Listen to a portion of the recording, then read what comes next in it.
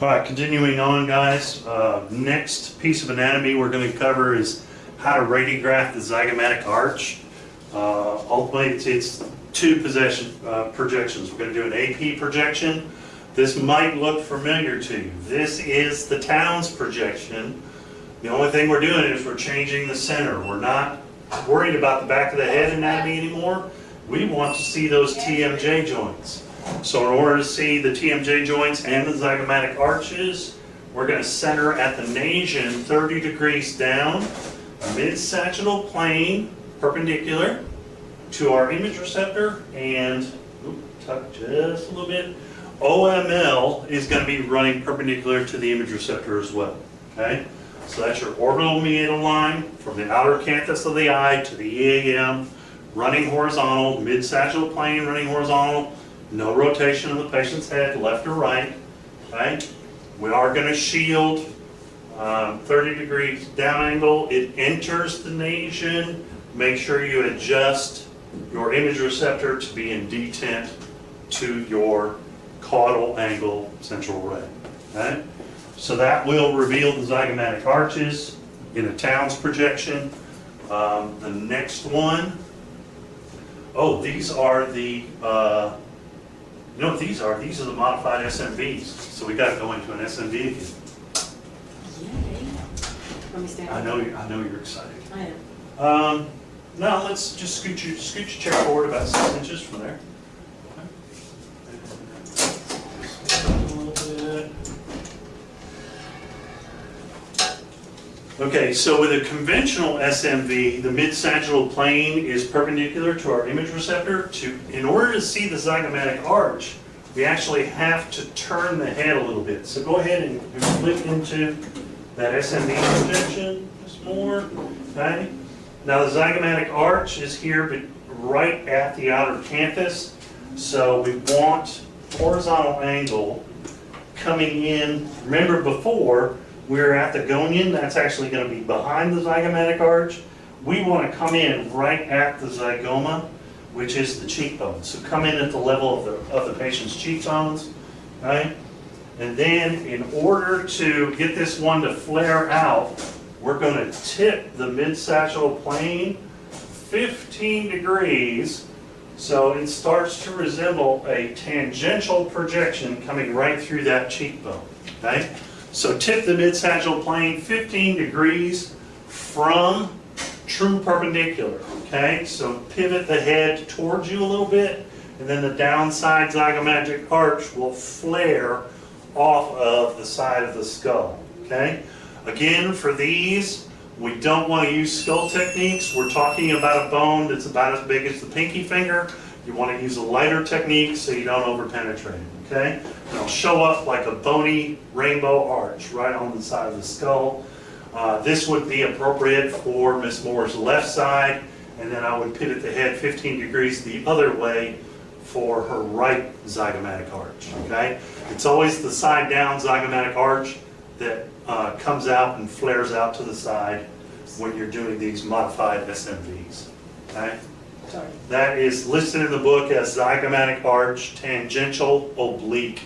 Notice also that I didn't keep, as I pivoted her head, I didn't keep the crosshairs necessarily on the central ray. I'm cheating over toward the cheekbone on the downside, okay?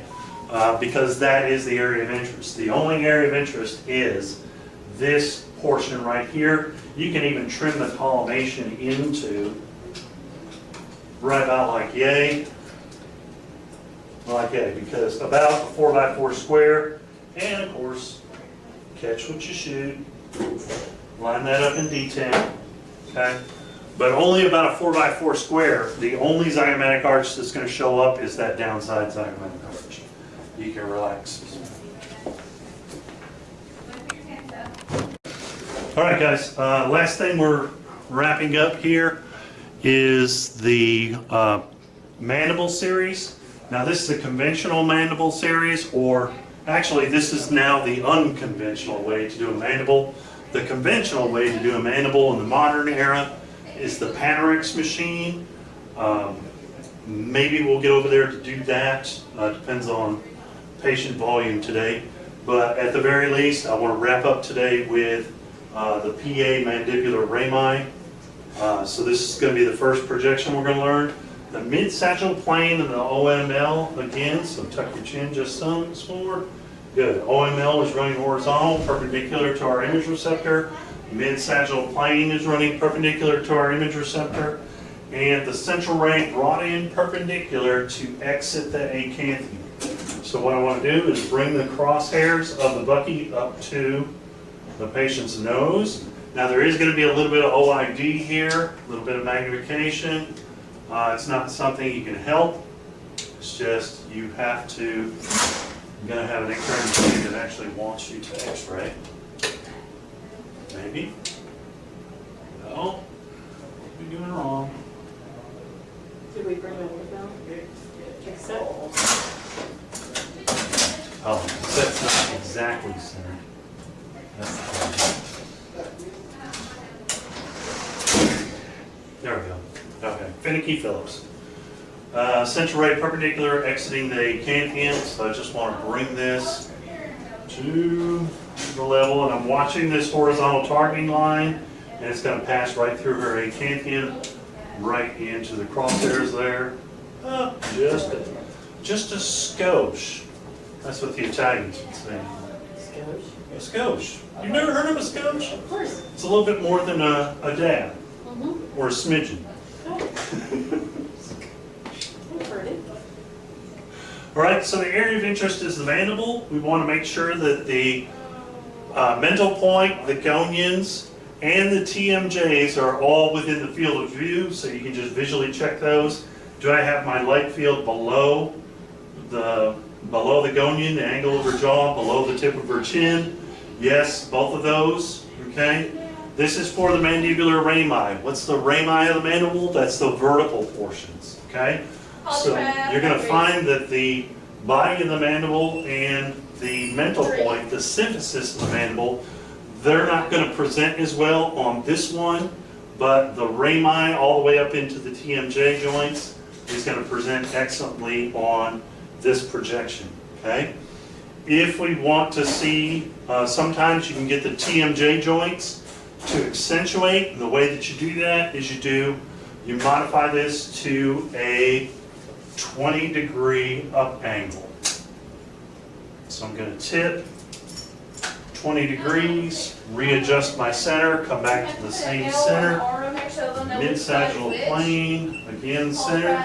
Now what's that's going to do with that 20-degree up angle is the facial bones and the skull anatomy is going to go up off the top of the image receptor, and I'll be able to see the TMJ joints a little bit more clearly because I'm moving the orbits superior to the TMJ joints, and posteriorly I'm moving the Petrus pyramids below the TMJ joints with that 20-degree cephalic angle. So that's your PA axial for the rami. So you can do either a straight perpendicular PA or a PA axial, 20 degrees up.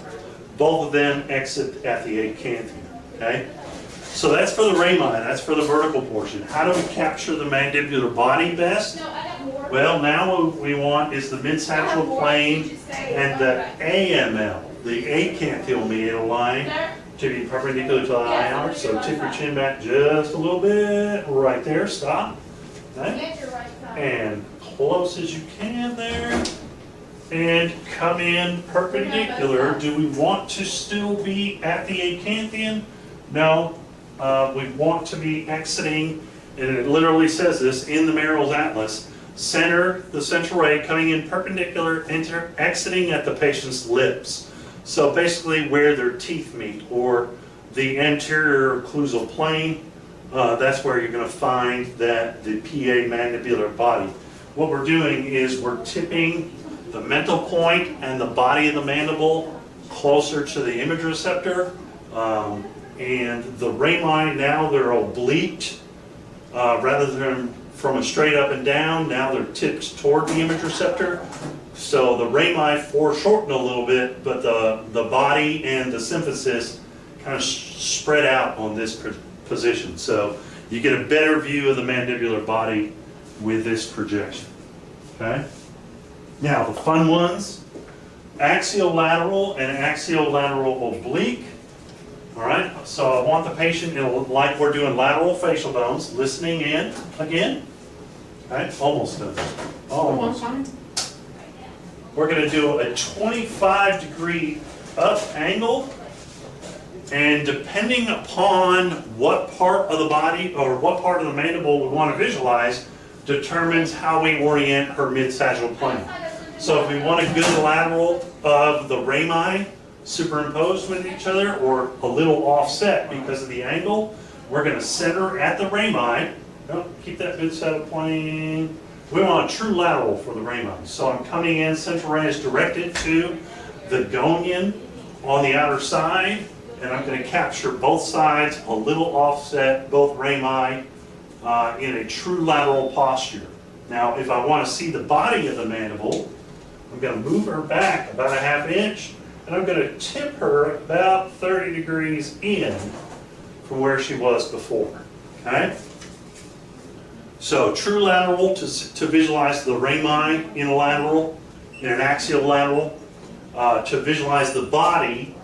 Now, look at the downside body here of her jaw, this part of the jaw here. It's basically, when I turn her 30 degrees, that portion of her jaw is basically running parallel with my image receptor.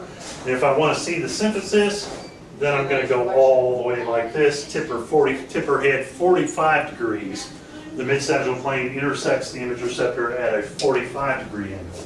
All three of these, 25-degree up angle, is just a different area of interest of the jaw. Are you shooting for the rami portion, the vertical portion, the body of the mandible, or is your area of interest the symphysis? So 3 different obliques, all basically from the same starting frame. Okay? Start in a lateral facial bones with a 25-degree up angle, and then manipulate the patient's head to the specific part of the mandible you want to visualize. Okay? TMJ, AP axials. All right, here we go. So TMJs, we want you facing back toward the camera, mid-sagittal plane, perpendicular, OML perpendicular, so tuck your chin just a little bit, right there, good. 35 degrees caudal angle, 3 inches superior to the nasion. Oh my goodness, we would need the Cherokee, okay? Now, am I going to do that? No, I'm getting tired. Go back to the modified towns for the zygomatic arches and recognize this is basically a straight towns. Instead of 30 degrees down, you're going 35 degrees down. 3 inches superior to the nasion is about 2.5 inches superior to the glabella. So essentially the TMJ AP axial, you already know it. It's a Towns projection. Right? Now, what's different about it? Well, what's different about it for the TMJs, if we're doing a TMJ study, we do one mouth open, so I'll get this. This is going to be somewhere above her head. Stop that. Coming down at about a 30-degree angle. She's going to do one with mouth closed, and then hold that position, swap the cassettes out. Now, open your mouth, drop your chin, and what that does is it opens up the TMJ, and the mandibular condyle actually falls down out of the mandibular notch on the zygomatic arch. It opens up the joint, so the radiologist is going to want to see a comparison view, closed mouth versus open mouth, these two projections. Okay? Then you're going to do a TMJ axial lateral. That's also a 30 degrees down angle. Okay? Where is your TMJ joint? 1/2 inch anterior to the EAM. So basically put your finger in front of your ear and then wag your jaw open and close. That's exactly where your TMJ joint is. That's where you're going to want to center to. Okay? Now I'm going to do a slight modified. Now, do I want to center this one? No, this one is going to be the one that shows up good. So I want the central ray to exit at the level of the downside TMJ. Oh, you just made it. Listening in at the door.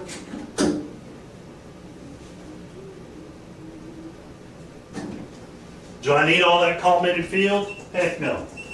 That TMJ joint is literally a 1/2 inch by a 1/2 inch.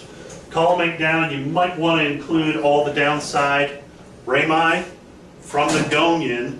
You don't need the body necessarily, from the gonion all the way up through the TMJ joint, and then back past the EAM. That's plenty of collimated field for a TMJ axial level, okay? That's a 30-degree down angle, exits 1/2 inch anterior to the downside EAM. And again, we're going to do these mouth open, mouth closed, okay, for a comparison view. That's all I got for you guys. If the room becomes available and Dawn Moore's not too hungry, we can do a quick, I think I've got enough tape, I can show you guys a Panorex real quick before we leave for the day.